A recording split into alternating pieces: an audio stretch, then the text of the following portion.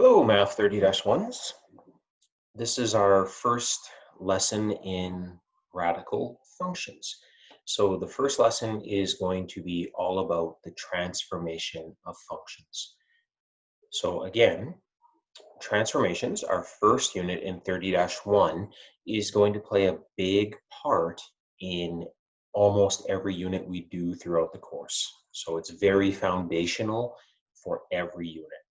The good news is if you mastered transformations, it's really going to help you when we start transforming other functions.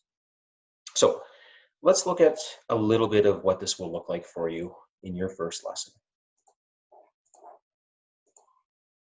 Now, transformations of these things, what we were looking at most of last unit were when we were writing it in this form.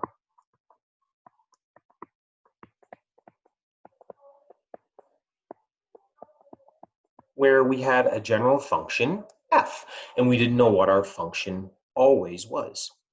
Okay, so how is this going to change this unit? Well, in this unit now, instead of f for some function, guess what? Now we're looking at a radical. So we will know what our function is. So do you notice that your horizontal stretch, the b value, and your horizontal translation, the h value, are on the inside of your function, and your vertical stretch and your vertical translation, the a and the k values, are on the outside of the function, same as they were in transformations. So nothing's changed, just that now we know our function. Perfect. Now, before we start transforming these things, what I want to talk about first is we should remember what our basic radical graph looks like. So I'm going to draw that for you here. Now, if I forget, I do have my graphing calculator with me, but it sure helps to know that that is what my base function looks like in this unit, where my starting point or my vertex is at the origin, is at 0, 0. What you want to do from here is you want to be able to analyze these graphs. We're going to transform them. So what does our new graph look like? If you wanted to find some more points, we've got the point 1, 1, we've got the point 4, 2, and so on and so forth. You should know the domain and the range of these things. Domain includes 0 because it's the smallest number that we can take a square root of. And range is the exact same. Now, a lot of the questions that you'll see on your diploma in this section will be revolving around the domain and the range, because guess what? We're going to transform it, and you're then going to tell me what the new domain and the new range is. So I really want you to have this basic graph and domain and range memorized. It's important. All right. Now, there's our basics. In our first lesson, then what you're going to do is you're going to start transforming these things. A couple of things I want to talk about here as you're going through it, especially as you're looking at your homework using the textbook. In the textbook, they write the questions a little differently than you will see on your diploma. So one of the things I want you to think about here is this. They will write a lot of questions you'll see in your homework will have both an A and a B value in it. Okay, you're never going to write a radical function with both a horizontal stretch and a vertical stretch. Here's why. Let's go back to grade 10 for a second. If I gave this as an example, and I said, describe the transformations, I'm hoping by now you can tell me that would be a horizontal stretch by a quarter, right? The reciprocal about the y-axis. Now, I used an abbreviation there for horizontal stretch. Never use an abbreviation on a test. All right, you're saying big deal. Well, go back to grade 10 for a second. If I asked you to simplify that radical, you would say, oh, the square root of 4 is 2. So look at what just happened. our horizontal stretch by a quarter has now become a vertical stretch by a factor of 2 about the x-axis. So we can think of horizontal stretches and vertical stretches with radicals. They're really the same thing, just written in a slightly different way. So when you go to write these things in the textbook, they write the form with A or B. Don't do it for both. So choose one that makes you happy and go with it. Most of the time, my friends, I prefer to do the vertical stretch A, but again, it's whatever makes you happy. On your diploma, if this was a written question, what you might see is this. Instead of even giving you that form that you see there, the question you simply might get is this. Determine the equation of the radical function shown below. So they'll give us a picture, a graph, I should say, and you'll have to make the equation. The word determine means show me your work, show me how you got there. Do you notice in these questions, or in this question I just gave you, it doesn't actually say in what form. So it's important that you remember how to write this transformed function. And so you would choose to either write it this way or to write it this way. Okay, so there's a couple things to watch out for as you're doing these questions. A and B, don't do both. It's either a horizontal or vertical, but don't write it in, try to do it in 2 separate ways at once. Okay, let's look at a couple quick questions, and then you are good to try your lesson. So one of the things I always want to think about when I'm doing these questions is I want to think about where does that starting point or that vertex, where is it after I do some transformations? So if I said y equals the square root of x is transformed to become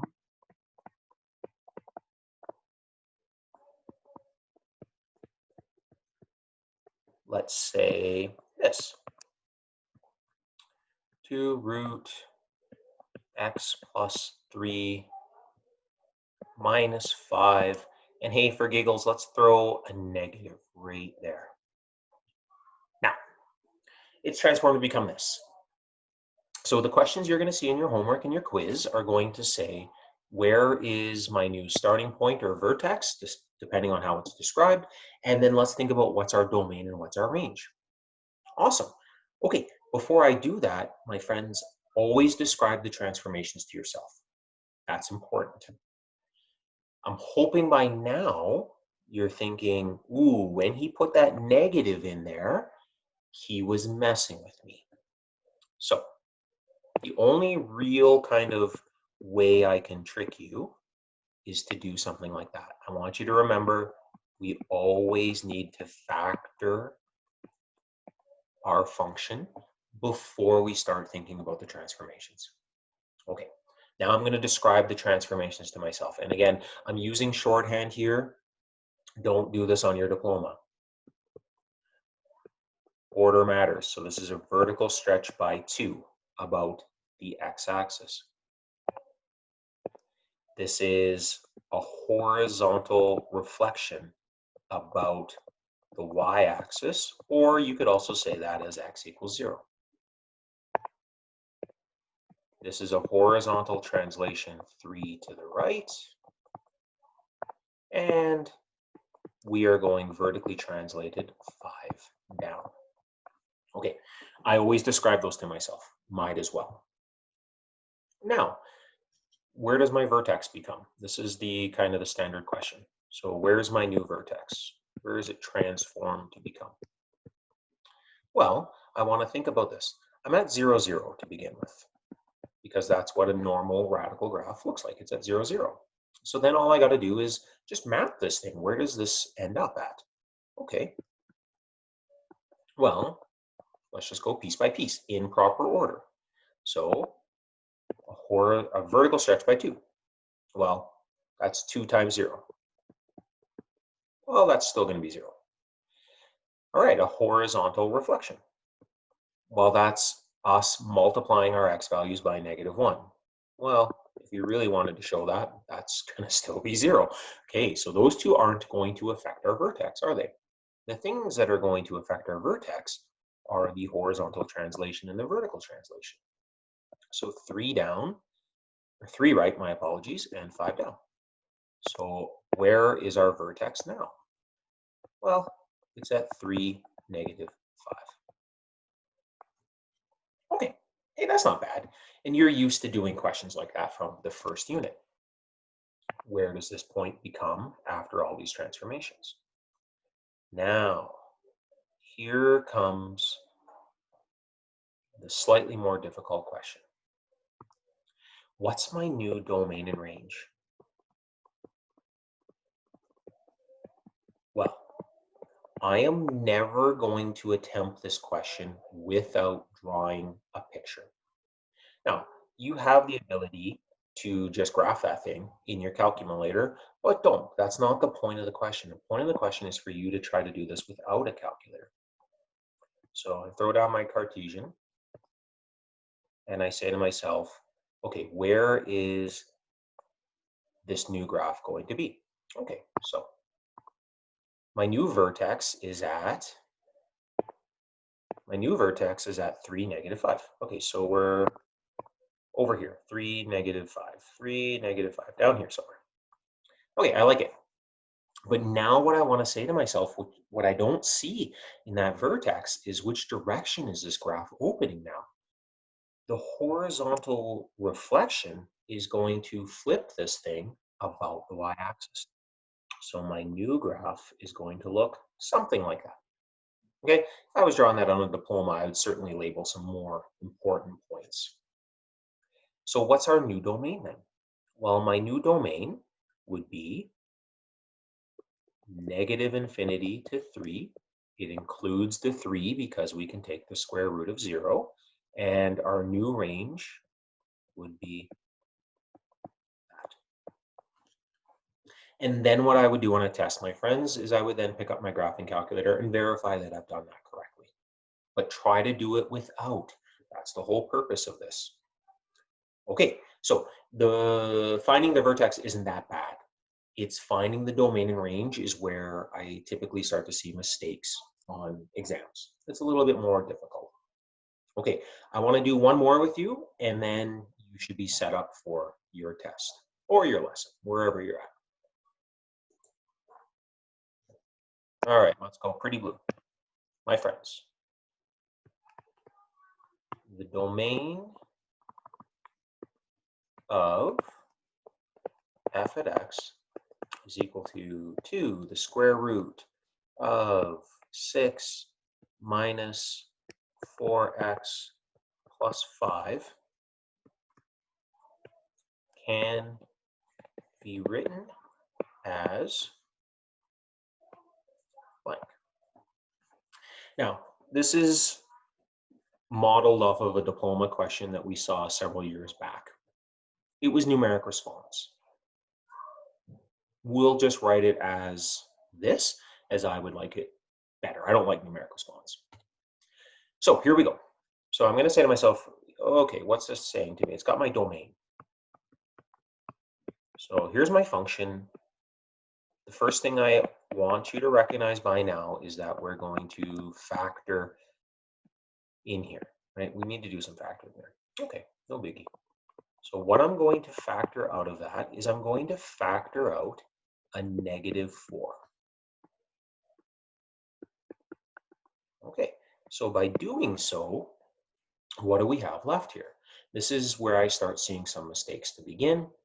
Okay, so remember we factored out a -4. Well, a negative, and it's like going 6 divided by -4. So 6 divided by -4 is now going to be a negative, and that's now going to be 6/4 or 3/2. Always stop and take a moment right there. You didn't hear me do it, but I did, my friends. I checked my work in my head. I distributed the -4 back in, and I made sure Negative 4 times x is negative 4x. Negative 4 times negative 3/2, that's positive 12 over 2, that's 6. I did it correctly. Boom. Okay, so again, I could describe the transformations to myself. It's a vertical stretch by 2, horizontal stretch by 1/4, a horizontal reflection, 3/2 to the right, 5 up. Always describe it to myself. Now, let's answer the question. What is our new domain? Vertical stretch and a vertical translation will have no effect on our domain. That's the y values, that's the range that's affecting. I don't care about it. Not even going to think about it. So the only thing we need to worry about is what's inside of our function. That's going to affect our domain. Okay, so what have we got again here?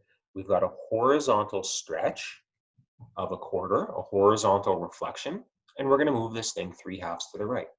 Okay, there's 2 ways to do this, and I'll let you decide which way you prefer.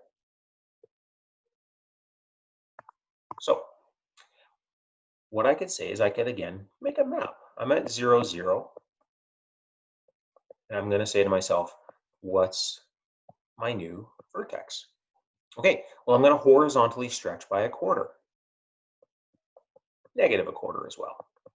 And then I'm going to go 3/2 to the right. Now, I know it's just domain, so I don't really care about the y values, but I'll show you anyway. There's my y values. And so where do we end up after all of that? Our new vertex is 3/2, 5.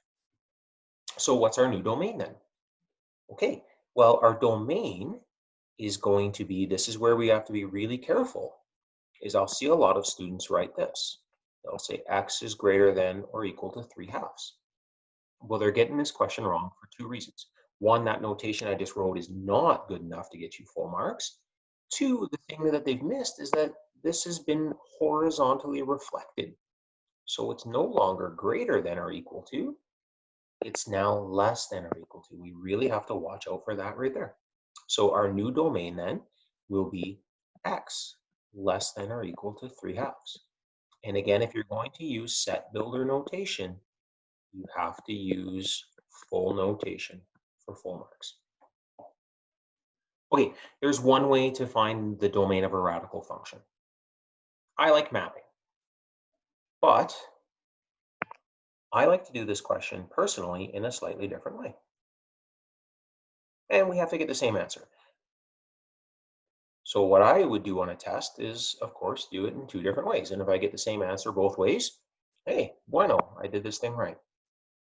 Okay, I'm going to do it this way. What I'm going to say is the smallest number I can take a square root of is 0. So I'm going to make an inequality here. What's underneath my radicand has to be greater than or equal to 0. Now I'm just going to isolate for x. So I'm going to divide both sides by negative 4. And I'm going to remember dividing by a negative is going to flip my inequality. And now I'm just going to add 3/2 over. And hey, look at that. What do we see? It's the exact same. So I prefer to do it that way, saying that what's underneath my radical sign, my radicand, must be greater than or equal to 0. Okay, why was this on a diploma? Because this is a function I can just graph. The reason why this ended up on a diploma, numeric response, and it didn't go well, is students did try to graph this, which is what I would do too. There's nothing wrong with that. But your calculator isn't always precise at finding the starting point of this graph. And so what we could tell happened was a lot of students went to go find that in their calculator, and they just got as close as they could, and they had to round this thing to, I believe it was the nearest hundredth, and they didn't quite get the value they wanted.